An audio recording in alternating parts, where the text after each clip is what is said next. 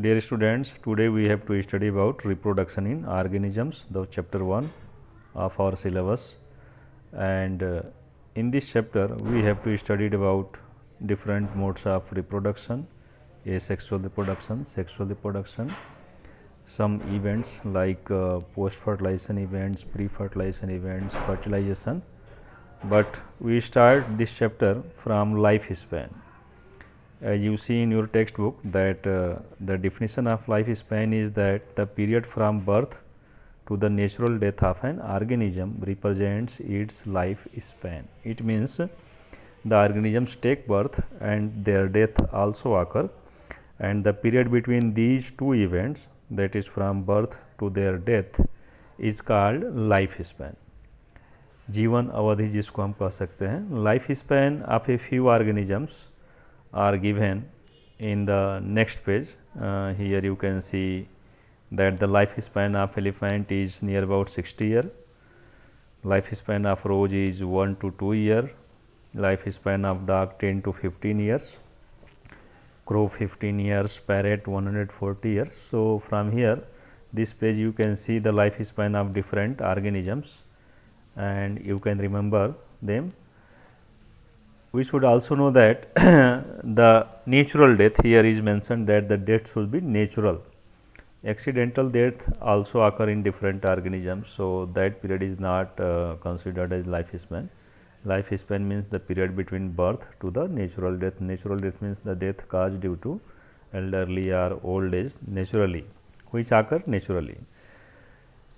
It may be here is also interesting point that the lifespan may be short, it may be of few days or as long as a few thousand years. So there are some organisms which have very little lifespan, that may be of a few days or a single day, and there are some organisms which have a lifespan of thousands of years. So you may note that the lifespan of organisms are not correlated with their sizes. Lifespan organisms के size पर depend नहीं करता है. यदि हम size की बात करें, so the size of crow and parrots are not very different, but their lifespans show a wide difference. Size यदि हम देखें तो क्रो और पैरट की जो साइज है उसमें कोई बहुत ज़्यादा डिफरेंस नहीं है. But when we consider their life span, जब उनके लाइफ स्पैन की बात करते हैं तो हम देखते हैं कि क्रो का life span near about 15 years है, जबकि पैरट का जो लाइफ स्पैन है वो नियर अबाउट 140 ईयर्स है. So we can say that the life span does not depend on the sizes of the organism. There may be some organisms which sizes have very small but life span may be long. तो ये भी ध्यान रखना है कि life span का size से कोई रिलेशन नहीं है. ऐसे ही आपके बुक में देख सकते हैं मैंगो ट्री और पीपल ट्री का दिया है. साइज हालांकि पीपल ट्री का थोड़ा बड़ा होता है मैंगो ट्री से, लेकिन उनके लाइफ स्पैन में भी बहुत ज़्यादा डिफरेंस है. The next thing that no individual is immortal. कोई भी ऑर्गेनिज्म या इंडिविजुअल ऐसा नहीं है जो इमोर्टल है, मतलब जिसका डेथ ना होता हो, एक्सेप्ट सिंगल सेल्ड ऑर्गेनिजम्स. जो सिंगल सेल्ड ऑर्गेनिजम्स हैं, it means that the unicellular organisms like amoeba, paramecium, euglena, etc. The death does not occur in these organisms.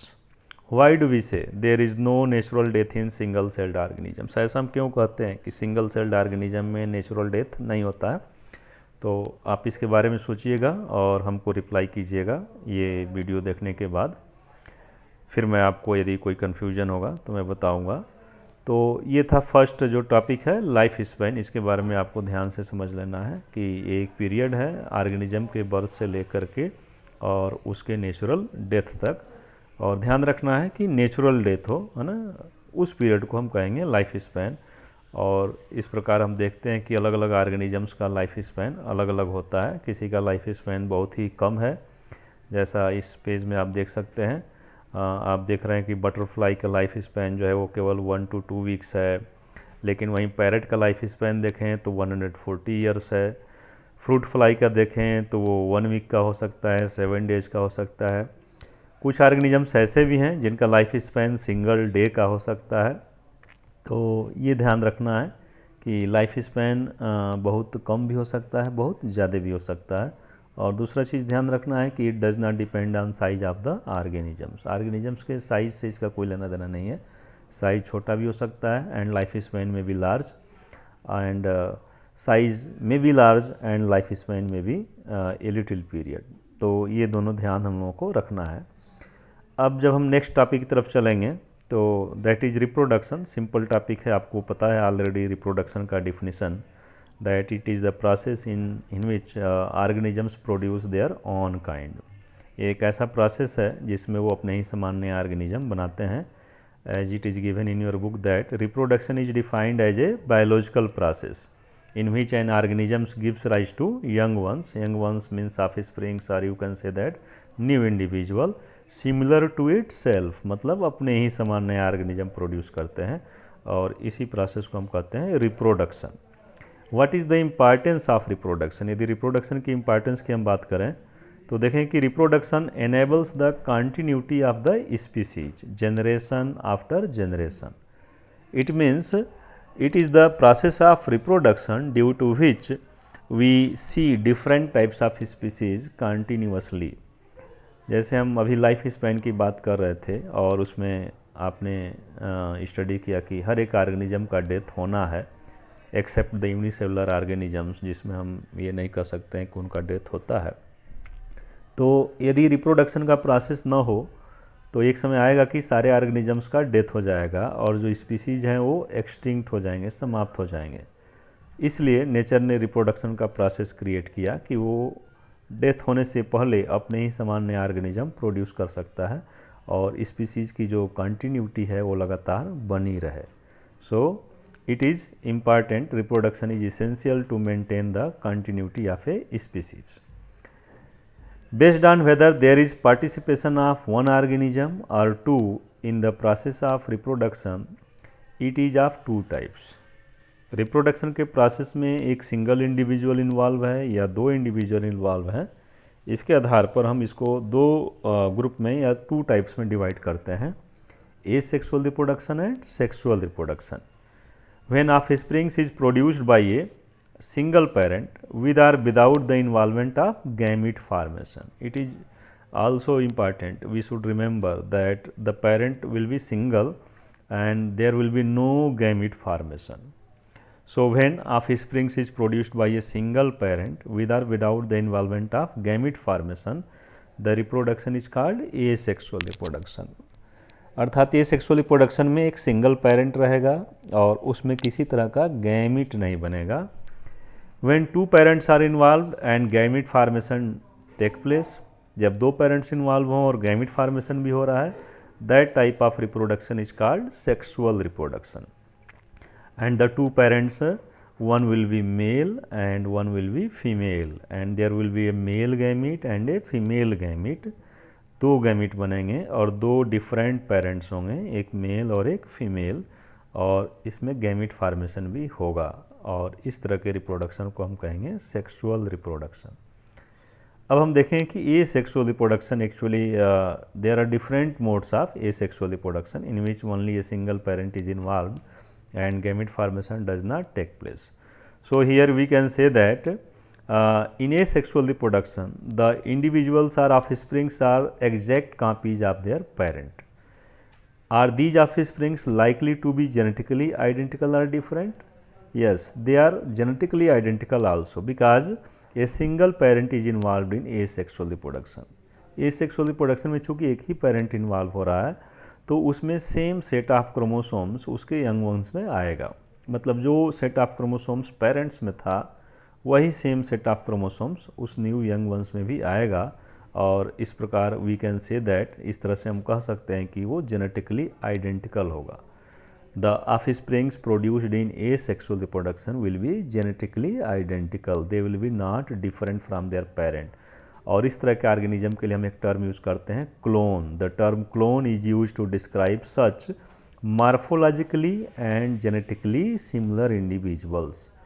तो ये सेक्सुअल रिप्रोडक्शन में जो इंडिविजुअल प्रोड्यूस होंगे वो मॉर्फोलॉजिकली भी similar होंगे, मतलब बाहर से देखने में भी वो सेम पेरेंट्स की तरह होंगे और जेनेटिकली तो आइडेंटिकल होंगे ही होंगे, क्योंकि सेम सेट ऑफ क्रोमोसोम्स उनके अंदर आया हुआ। तो फर्स्ट टॉपिक हम लोगों ने अभी डिस्कस किया लाइफ स्पैन, और second topic reproduction, and there are two modes of reproduction, asexual reproduction and sexual reproduction. What is the difference? The difference is that in asexual reproduction a single parent is involved, no gamete formation take place, and in sexual reproduction there are two parents, gamete formation also occur, and the two parents, out of the two parents, one will be male and the other will be female, and there will be a male gamete and a female gamete. After this we discussed that asexual reproduction. In asexual reproduction, the individuals which are formed in asexual reproduction are identical to their parents, genetically identical and also morphological identical. Morphologically भी वो similar होंगे, genetically भी similar होंगे, और ऐसे individual के लिए हम एक term use करते हैं clone. But we should remember that there are different methods of asexual reproduction. asexual reproduction के कई methods हैं, कई तरीके हैं. आप अर्लियर क्लासेज में भी इसको पढ़ चुके हैं, ऐसा नहीं है कि आपके लिए कुछ नया हो. तो बर्डिंग है, बाइनरी फिजन है, फ्रेगमेंटेशन आपने पढ़ा है, रीजनरेशन आपने पढ़ा है, वेजिटेटिव प्रोपोगेशन आपने पढ़ा है. तो ये बहुत सारे मेथड्स हैं जिनके थ्रू ऑर्गेनिजम्स एसेक्सुअली रिप्रोड्यूस करता है और न्यू यंग वंस को प्रोड्यूस करता है.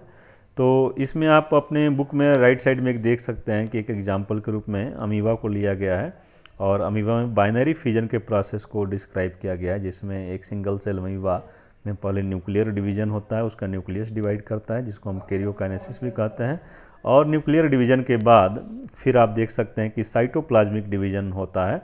और साइटोप्लाज्मिक डिवीजन ये जो हो रहा है, इसमें एक सेल से फाइनली दो सेल बन जाते हैं, दो नए सेल्स बन जाते हैं जिनको हम डॉटर सेल के रूप में भी रिप्रेजेंट करते हैं. तो इस प्रकार एक पेरेंट ऑर्गेनिज्म आप देख रहे हैं कि दो नया ऑर्गेनिज्म प्रोड्यूस कर दिया, और सिंगल पेरेंट था, और ये जो दोनों ऑर्गेनिजम्स प्रोड्यूस हुए बाइनरी फिजन के द्वारा, तो ये एक एसेक्सुअल रिप्रोडक्शन का मेथड है और ये आइडेंटिकल होंगे. अभी जो लाइफ स्पैन हम लोग पढ़ रहे थे, वहाँ एक क्वेश्चन आपसे किया गया था और मैं बोला कि आप इसको स्टडी करके हमें बताएंगे. Why do we say there is no natural death in single celled organisms. तो मेरे ख्याल से उसका आंसर आपको यहाँ मिल सकता है. आप उस पर कंसिडर कीजिएगा, देखिएगा, सोचिएगा उसके बारे में, और फिर हमको बताइएगा कि इसका एक्चुअल आंसर क्या होगा.